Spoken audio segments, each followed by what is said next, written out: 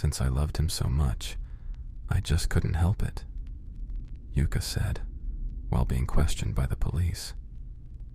After killing him, I too wanted to die. Yuka Takaoka was often described as being a shy, sweet young woman on the surface. However, once she got close to someone, she would become more confident and outspoken.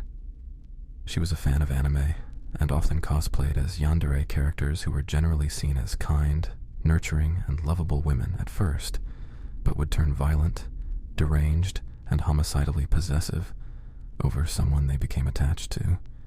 Yuka was originally born in China, and then relocated to Japan at the age of 2, later in life dropping out of university at the age 19. She decided to live in Shinjuku, Tokyo to become a hostess at a club. Late nights, she would serve drinks and provide conversation to male patrons that would come. During her free time, she would visit host nightclubs near her work that provided similar services, except it was for women patrons that wished to spend money in exchange for time with male employees. This is where she met Phoenix Luna. Phoenix was very popular amongst the hosts in Shinjuku, often rising to the top of the leaderboards. He had many female customers who adored him and often returned for his bartending services. Since Yuka and Phoenix were in the same line of business, the two instantly connected as friends, becoming closer to each other over the months, and would eventually start dating. However, Yuka grew more possessive over Phoenix as time went by, becoming jealous of the attention he was giving other women at the nightclub where he worked. She would monitor his whereabouts and check his phone often. The obsession and jealousy eventually brought her to the point where she would buy out his time at the club completely, so he wouldn't be able to spend time with any other woman. Yuka would spend over $9,000 a month. On May 23, 2019, Yuka asked Phoenix if he would stop by her house to give her a hand with a few things. He agreed, but showed up later than she expected. He was exhausted and asked if Yuka would run him a hot bath to relax, where he would then later doze off. While resting in the bathroom, Yuka took this opportunity to go through his phone. She found a few photos of Phoenix with another woman. Yuka didn't know what to think. It was impossible for it to be a client since she had bought Phoenix out completely. Yuka became enraged and was sure that he was cheating on her. Phoenix woke up from his bath and would creep into her bedroom in his underwear, slipping into bed, then immediately doze off. It wasn't long before he'd wake up to a horribly uncomfortable feeling in his stomach. He looked down in horror as he saw a large knife lodged into him. He quickly looked up to find that Yuka was arched over him staring. Phoenix shoved her off and tried to get away, but was losing too much blood. He only managed to get so far out the door before he lost consciousness. Yuka would quickly find him and drag him to the elevator, making her way downstairs with him to the residential lobby. People passing by would notice the horrific scene and call the police. As she sat next to his body, she was found by police drenched in all of his blood that had been pooling around them, while she casually talked to her friend, holding the mobile phone with one bloodied hand and smoking a cigarette in the other. Next to her was also a note written in his blood that read, "I love you, I love you, I love you," over and over on the piece of paper. Yuka was then arrested, and Phoenix immediately transported to a hospital nearby where he was held in critical condition. By a miracle, he had recovered from his life-threatening injuries and would later tweet online a photo with the caption, "Sorry, I'm alive and back. Since I was stabbed in the liver, I can't drink." Even after his near-death experience, Phoenix refused to show any hatred towards Yuka for what she had done, even pleading with the judge to reduce her sentencing. The judge sentenced Yuka to 3 years and 6 months for the attempted murder. After her trial became more well known to the world, she became an internet heartthrob to some.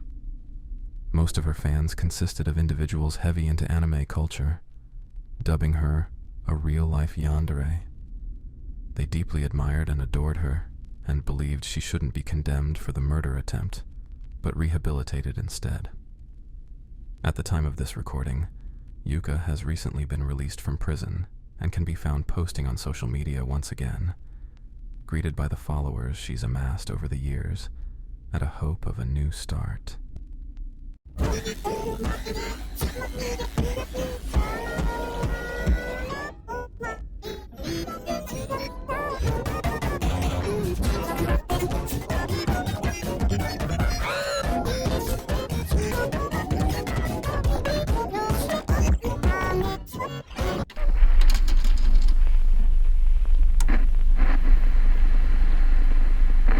Her name's Haruka. Haruka was a kind and thoughtful woman, which was why I started dating her in the first place. However, sometimes she could also be very pessimistic, bringing a depressive energy that brought others down, including myself. I think she had a borderline personality disorder, but I wanted to show her there were good things in life. I only really noticed her weirdest traits when we started dating. Every time I finished talking on the phone, she always asked me who I was talking to in an accusatory tone. If I didn't respond right away, she asked me over and over again more aggressively, and wouldn't stop until I answered. Most of the time, it was my parents. I could see it in her eyes that she didn't believe me. This created tension that was hard to live with. During the weekends, I would spend every minute of my time with her. And I mean every single minute. When I was away from town due to work, she would call me every hour, requesting evidence that I was actually working. She was a control freak and made damn sure I had no privacy whatsoever. She also started saying really disturbing things to me. Things like, "If you ever leave me for another girl, you know I would kill you, right?" I realized this wasn't normal, but I was still in love with her at the time. But there came a point when I decided enough was enough. One day I went to see her parents without her, hoping to get some advice.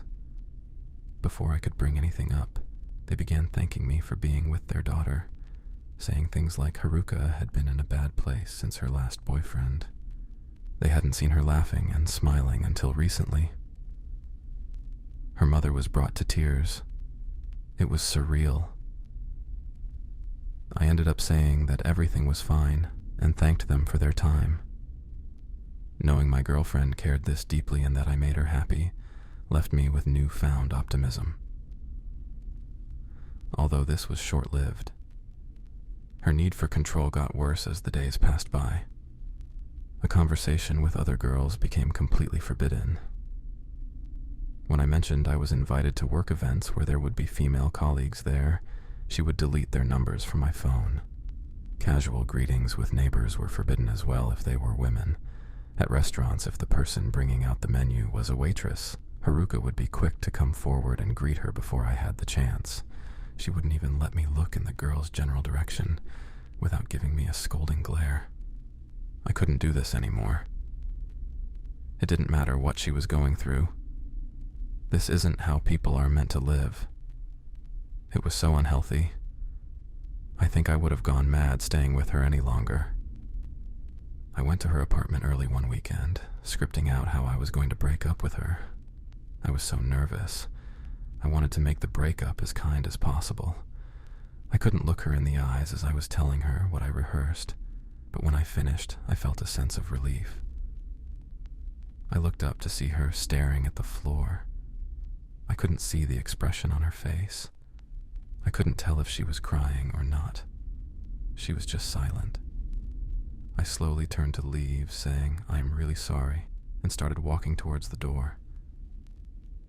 She jolted her head up and let out a massive shriek. It startled me. "How dare you?" she growled. Her face contorted to a devilish sneer. It wasn't sadness in her eyes at all. It was fury. Her contempt for me as clear as day. Before I had the chance to even open my mouth, she raced into the kitchen and started fumbling at the drawers before shrieking some more. She shouted things like, You don't deserve to live, you disgusting degenerate. I'm going to cut your throat. If I can't have you, no one can." Terrified, I ran out the door, leaving my shoes behind. I got to the elevator, waiting for the door to open. However, before it could, I heard Haruka bust out of her room just 10 meters away, as if she broke the damn door down. The intensity in her eyes was like she was possessed. There was no doubt in my mind she really did want to slit my throat. I ditched the elevator and stumbled towards the stairs to my left. Her room was on the 5th floor, but I had no choice. If I waited for the elevator door to open, I knew she would catch me. I ran down as fast as I could, her voice behind me getting louder and louder. She screamed, her threats of killing me mixed with unintelligible shouting. When I finally got to the ground floor, I was about to bolt straight for my car, but I stopped to look around. In a split decision, I hid behind the shadow of the stairs, waiting for her. I realized, if I had ran to my car now, by the time I opened the door and turned on the ignition, it would be too late for me. Terrified, I waited. I heard the screams and pounding of her feet getting louder. As I prayed for my life, my plan wouldn't backfire. I stuck my leg forward in front of her path and felt my leg connect with hers. She tripped, flying past the stairs, crashing her face into the ground. She wasn't moving. I took this opportunity to pass by her cautiously. I managed to get to my vehicle and thought maybe I should call an ambulance. However, after deliberating, I could see her moving and the neighbors started to approach her. I didn't want to risk going back out there explaining what happened. All they could see was a girl that was hurt. I didn't want anything more to do with her. I wanted her out of my life as soon as possible, so I got the hell out of there. Not long after the incident, I moved out of my apartment someplace new and told my colleagues not to give out my new location if anyone were to ask. I never notified the police of what happened. I thought maybe could press charges for the stunt I pulled, and that I would be the one who would get in trouble. I was just ready to move on. A year went by and everything appeared to be fine until a few days ago. I got a letter in the mail. There was no address or stamp on the envelope, so it must have been delivered to my box by hand. Inside was a letter with only one sentence. It read, "I will always be waiting for you," with a kiss mark and red lipstick. I know it's her, and I'm scared. What do you think I should do?